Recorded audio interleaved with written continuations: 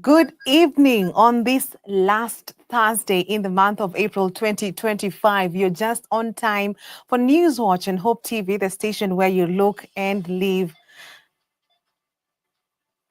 I'm Tess Njenga, and our sign language interpreter is Boniface Mureithi. Feel much welcome into the bulletin, even as we dive into the day's news. Now, Interior Cabinet Secretary Kipchumba Murkomen has sent a stern warning to chiefs and their assistants, saying that they will be held accountable for suspicious activities happening in their areas. This follows an incident where authorities rescued 57 people and recovered 2 bodies in a controversial church in Rongo. The church had faced growing public concern over cult-like practices and secret burials, claiming its leaders had previously denied, or rather the claims their leaders had previously denied. The church has since been shut down indefinitely following shocking revelations of deaths and suspected illegal burials linked to the premises. We must hold our chiefs and assistant chiefs accountable in everything that happens in your locality. There should be no chief or assistant chief who will have an issue happening in his village and he doesn't know. He must be aware, or she must be aware of what's happening in their surrounding. And we want to make sure that these issues are going to be sorted at the local level. And that's why when we are saying we are strengthening national administration, we are strengthening it to make sure that it is responsive to the security needs of the people and service delivery to the grassroots. My gosh. Nilikuwa sasa ni mute. Yes.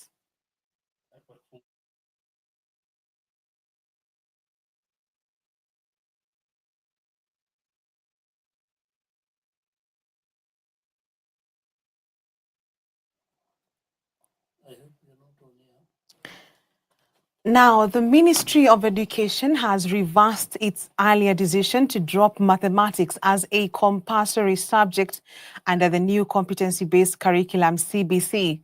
Following public outcry, including feedback from social media and education stakeholders, Education Cabinet Secretary Julius Migos and Principal Secretary Julius Bitok have now announced that mathematics will now remain a mandatory subject at the secondary school level. Speaking during the National Dialogue on CBC at the KICC, the official said the change was based on strong stakeholder recommendations, emphasizing the subject's critical role in students' academic development. The question I was asked by a gentleman there was to clarify about maths. The Cabinet Secretary has pronounced himself on this issue already, that maths will be compulsory for all CB learners up to senior school. Personally, I'm a mathematics teacher. I'm a trained mathematics teacher. And I believe that maths is important for all learners. And in order to operationalize that policy directive, a technical committee has been formed to work very closely with KICD to be able to refine the position. Because our position is that there was a very strong feeling from many stakeholders that we need maths up to senior school. And the position has been taken positively. So the CS has made it very clear, maths will be compulsory. What we are working on now is whether we are going to call it general maths, basic maths, for the 2 pathways, that is arts and sports, and then social sciences. So every student on CBE up to senior school will do some kind of math. But now what will only be different is the depth. For those who are doing STEM and focusing on technology, mathematics, and sciences, their maths will be more deeper in terms of the number of courses, the number of units they will do, because that will be doing largely pure maths. Personally, I did pure maths, I did complex maths, and many other maths, statistics, and many others. But for the purposes of counting, as somebody has said, we need foundational maths, which is actually general maths.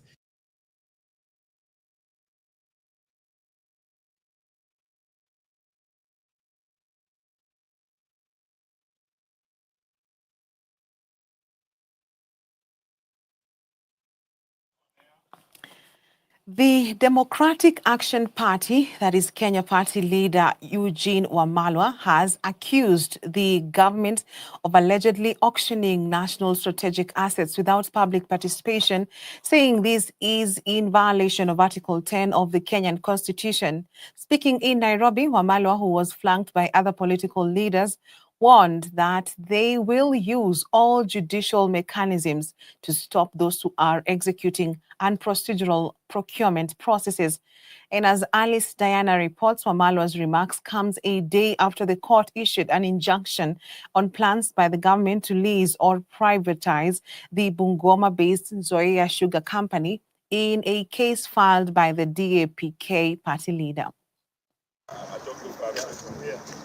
A day after the court issued an injunction on plans by the government to lease or privatize the Bungoma-based Nzoia Sugar Company in a case filed by DAP Kenya, party leader Eugene Wamalwa has now come out to warn those that are executing unprocedural procurement processes that they will use all judicial mechanisms to stop them. Addressing the press at the DAPK offices at Chui House in Nairobi, Wamalwa said that should the opposition form the government come 2027, they shall revisit the processes. Several court orders have been issued touching on this, including stopping the Adani deals.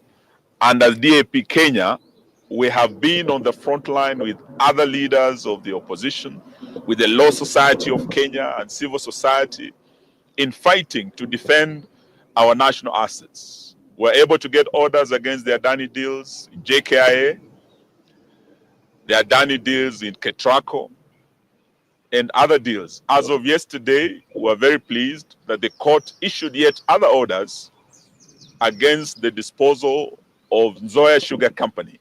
The DAPK party leader has called on the government to respect the court orders, even as he assured concerned farmers that their land will not be disposed of following the court order. And that order stops in the tracks whatever process was ongoing. And as the case goes on, would want to see this government respect those court orders.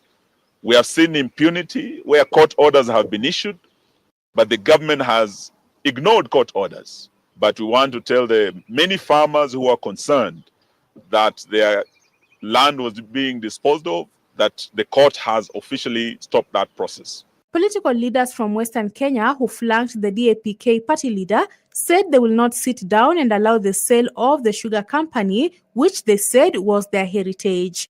Katika memorandum ya mkataba kati ya chama cha Ford Kenya na ANC, by then zikiongozwa na Musalia Mudavadi na Moses Masika Wetangula, walikubaliana na Rais William Ruto kwamba siku 100 za kwanza za uongozi wa William Samoei Ruto kwamba serikali ya Kenya itanunua machine mpya, a new plant for Nzoia Sugar Company. Sasa imefika wapi, Bwana Rais? Umewekelea hiyo mkataba kando, umeamua hata badala ya kutuletea machine mpya, umeamua kuuza ile yetu mzee. Tungependa kuambia sisi kama vijana wa jamii ya mkoa Magharibi, we will not allow ourselves to go in history having presided over the sale of our heritage. The appetite and the greed that we are seeing with this government on the sale of public assets, which are actually a national heritage, is wanting, whereby you find a very weak parastatal. Instead of strengthening it, instead of using the ministries, the money that are allocated to strengthen and create jobs, we are selling them.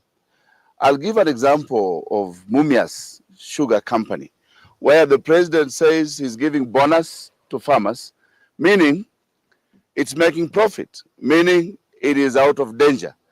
So the biggest question is, why do we still have the receiver managers on the ground? Yesterday, sugar farmers in Bungoma County staged demonstrations and shut the gates leading to the Nzoia Sugar Company over claims of prolonged non-payment of their dues. The irate cane farmers said the sugar factory was milling cane and making profits that were not trickling down to them. Alice Diana, Dira Hope TV.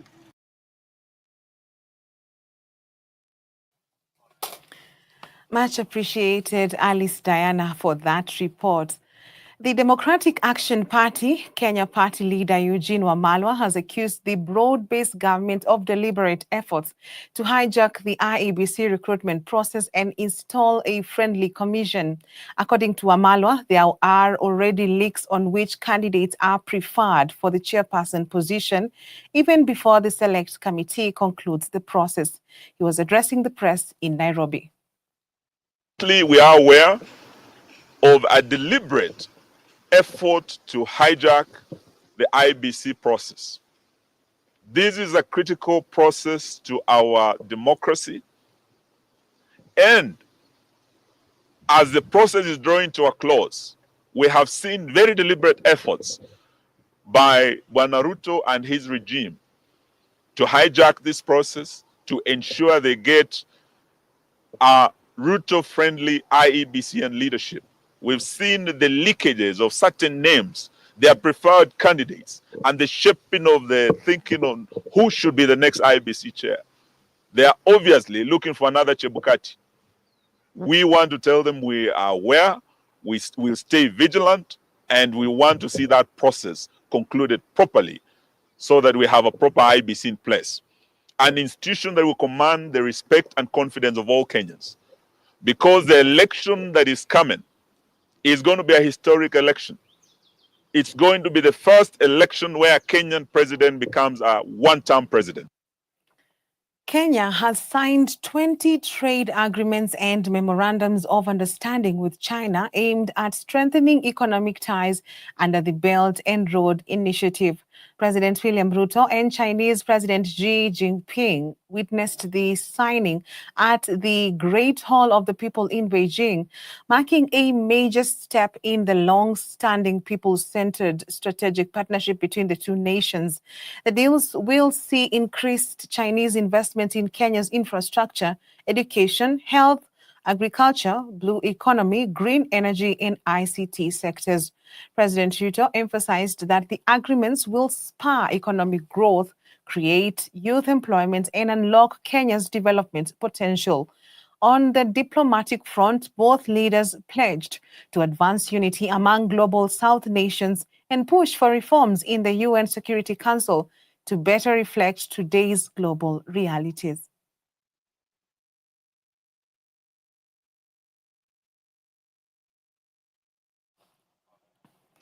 On that note, let's take a short break on Newswatch tonight. Much more is coming up, including burial preparations for the late Pope Francis.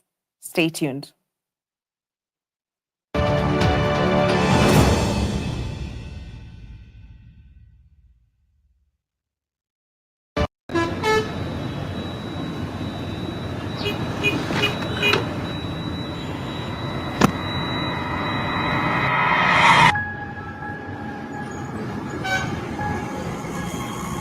Rafiki soul is the promise of a hand that reaches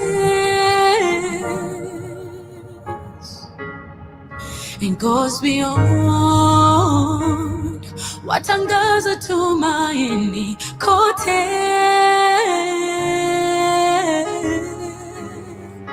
I'm forever grateful. Ninashukuru ukarimu, ukarimu. I'm forever grateful. Ninashukuru ukarimu, ukarimu.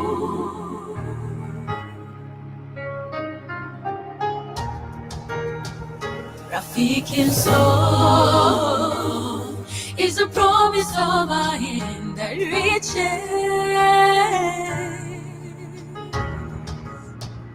and goes beyond watangaza tumaini kote. I'm forever grateful, ninashukuru ukarimu, ukarimu. I'm forever grateful, ninashukuru ukarimu, ukarimu. Rafiki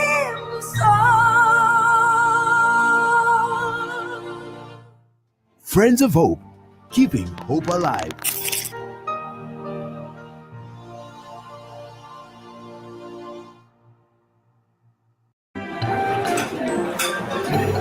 I've actually been trying to find a balance. It's been really tough and hectic, but everyone says once you get a hang of it, it becomes better, and I don't know, but I'm hoping to find a balance soon because it's really been hectic. But you've been in the job industry for a long time, so I think you would know better. Cindy? Huh? What time is it? I need to catch up on Leadership Forum. Did they have a radio here? Never mind. I brought my own. No way. You can't be serious. Wait, why do you have a radio and you can just catch up with the shows on Hope FM podcast? Really? Even Meet of the World? Yeah. I mean, you can find them on whatever platform, name it. AfriPods, Google Podcasts, Apple Podcasts, Spotify, you name it. But I'm not subscribed on any of them. So no worries. You can just check out the latest episodes on hopemediakenya.org. You can now listen to select Hope FM programs on your favorite podcast streaming platform or directly on our website, www.hopemediakenya.org. Listen and live.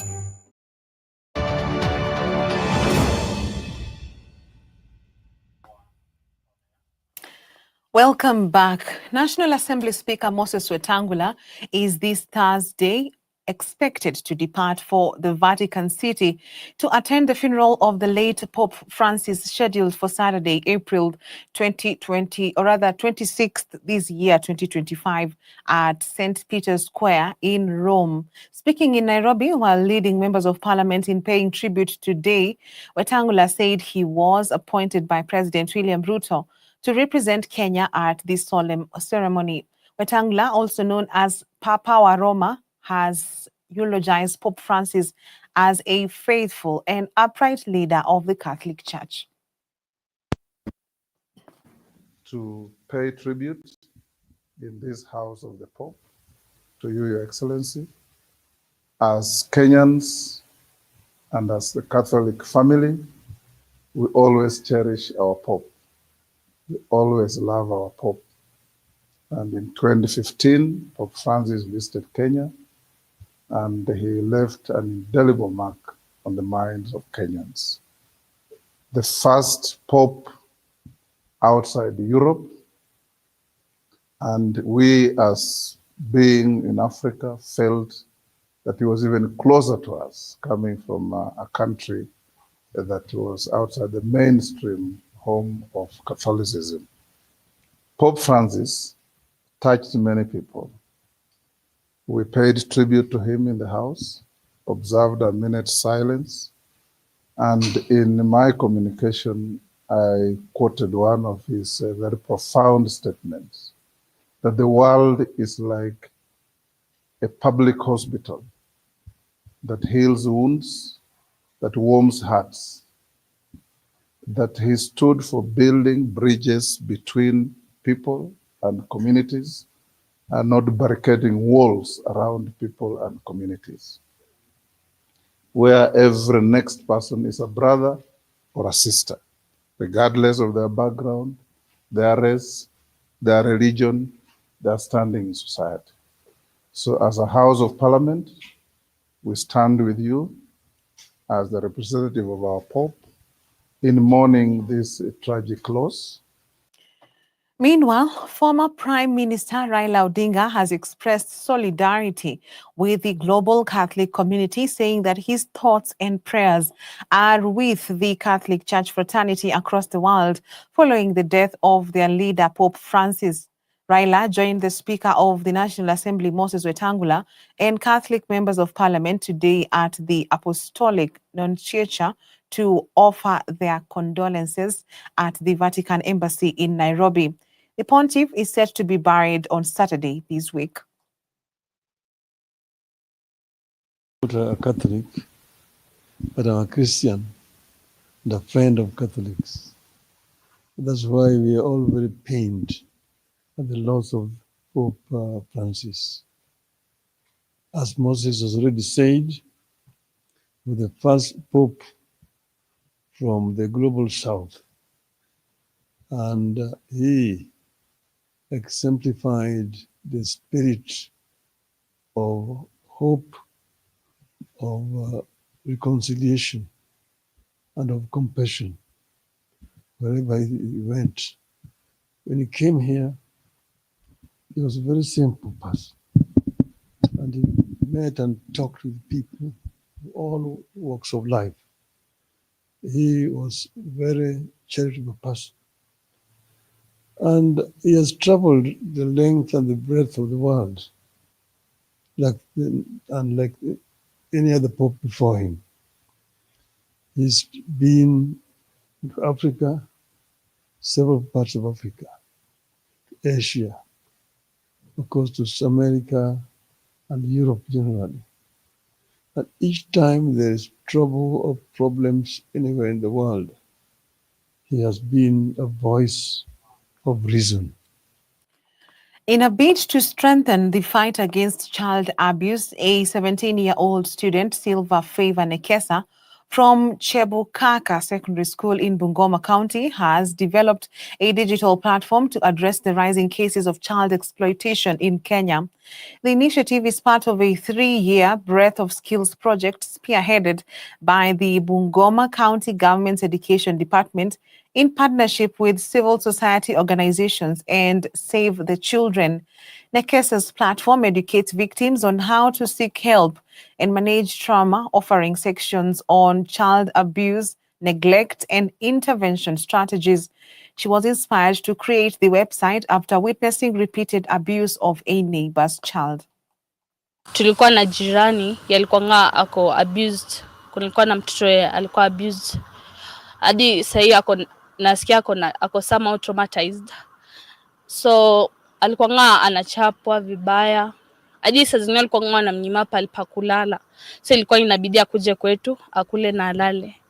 So vile tuliitwa, my first time kuitwa kwa hii meeting, tulienda na Londo CBM whereby tukafunza kuhusu right of a child.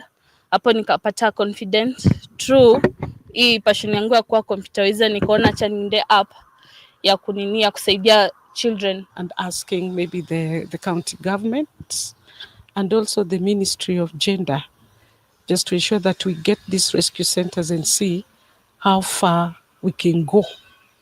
Because sometimes when they come to our desk, where do we take them? So I'm praying that it works very fast for us as ministry when we get these children, so that these children are protected and are saved wherever they are. Across our borders, Human Rights Watch has condemned the Trump administration's first 100 days in office, calling it a relentless barrage of actions that have harmed human rights both in the U.S. and globally.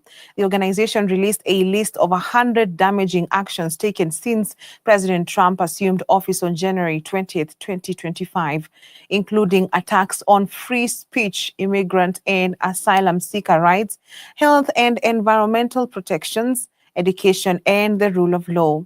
HRW's U.S. Program Director Tanya Green has warned that these violations could continue posing serious threats to fundamental freedoms.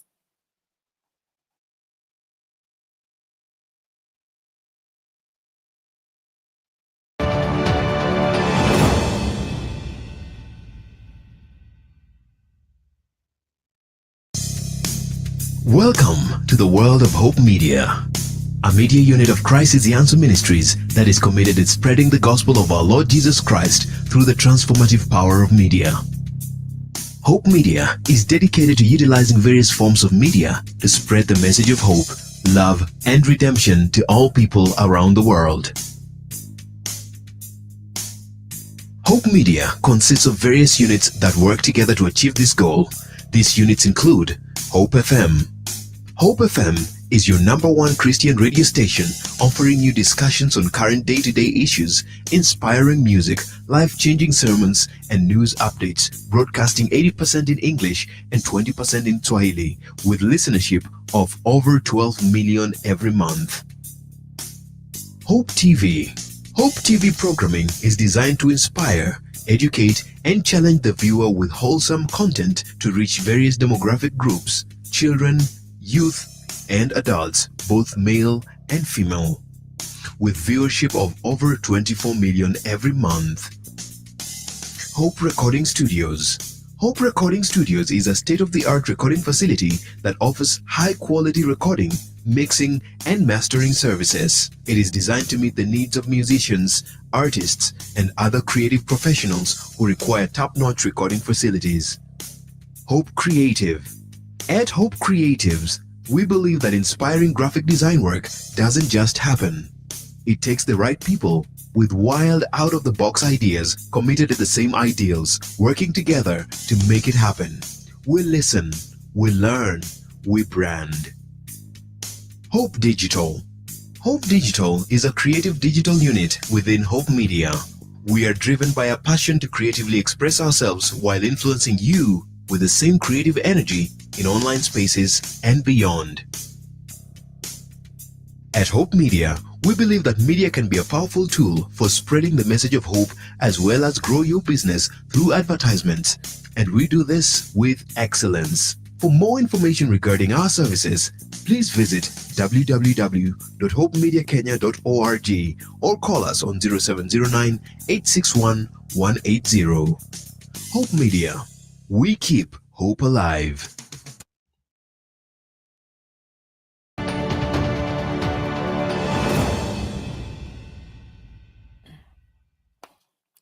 Welcome back in sports. Kenya Police Bullets' hopes of clinching the Kenya Women's Premier League title have boosted following a crucial 1-0 away win against Bungoma Queens.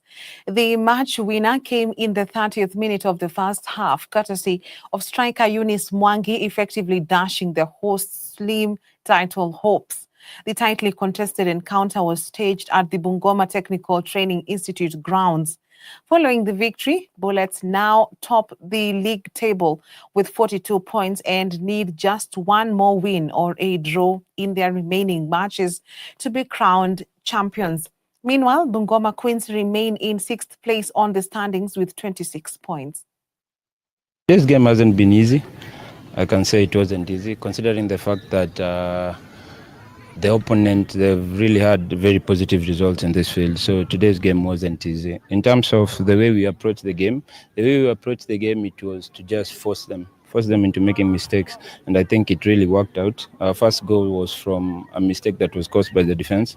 And we did capitalize on the mistake. I believe the team is strong. With each and every game, if you find yourself in a situation whereby you're winning games, then the confidence actually builds. So I would say the team is growing stronger day by day.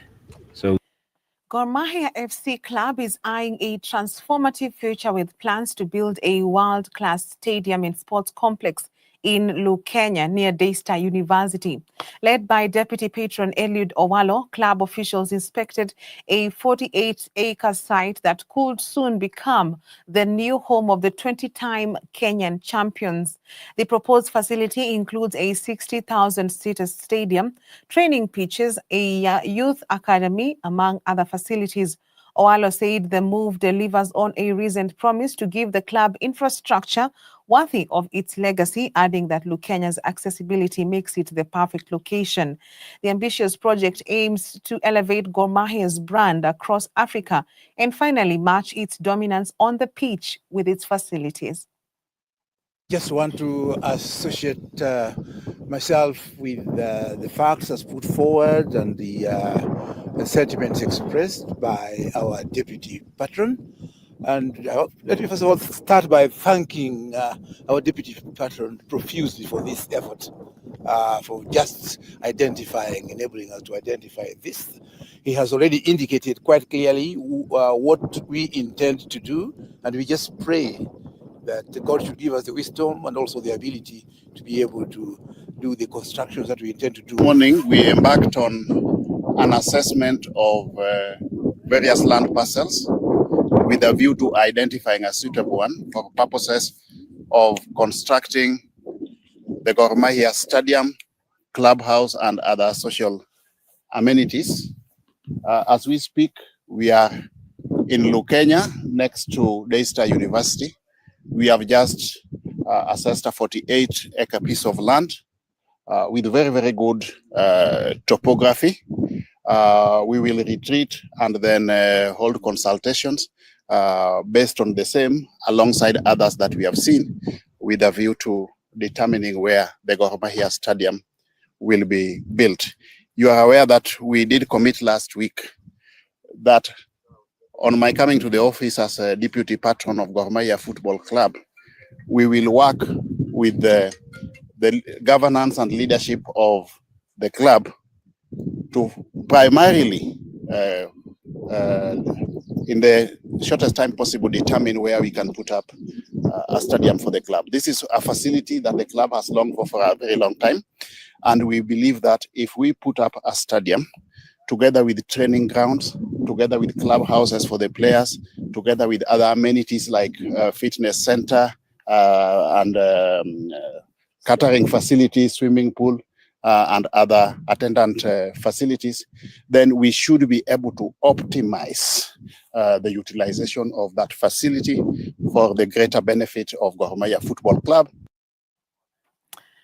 The Golf Park in Nairobi will host the 7th leg of the 2025 NCBA Golf Series this Friday, April 25th, doubling as the club's monthly mug. Over 100 golfers are expected at the Pay and Play facility as they compete for slots in the grand finale. Previous qualifiers have emerged from events held across 6 clubs, including Nakuru, where Paul Mohia and Esther Karuga took top honors. Simultaneously, the prestigious NCBA Trans-Nzoia Championship tees off at Kitale Golf Club from April 25th to 27th as part of the KAGC calendar. Meanwhile, Mombasa Golf Club will host the 3rd NCBA Coast Junior Open, drawing over 100 young golfers. The junior tournament highlights NCBA's grassroots commitment to developing Kenya's golfing talent.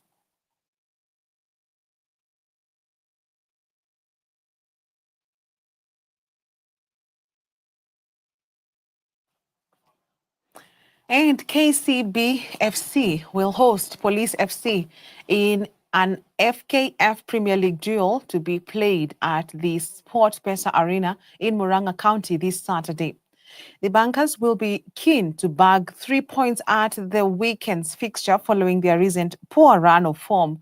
Last weekend, Odhiambo's men settled for a 1-1 draw with Mara Sugar away in Awendo, Migori County. KCB are currently sitting 5th on the log with 41 points behind Tusker, Police, Gor Mahia and Shabana FC, who occupy the first 4 positions respectively. We've been doing well. The guys have been very positive in every session we've been taking. They've been very positive in everything that we are doing. And I hope everything that we've done in the training is going to reflect on our Saturday's match against Police. Yes, I know Police is a strong team. They have quality players, even the technical bench. They have a very good technical bench. But we are up to the task. We are up to the task. And we know it's going to be a tough match. It's going to be a tough match, and we're just ready for it. Yeah. And it is a wrap on Newswatch tonight on behalf of the whole team. Thank you for watching. God willing, see you tomorrow night, where we will be also taking a look at today's conundrum. I'm Tess Njenga, and our sign language interpreter is Boniface Mureithi. Have a good night.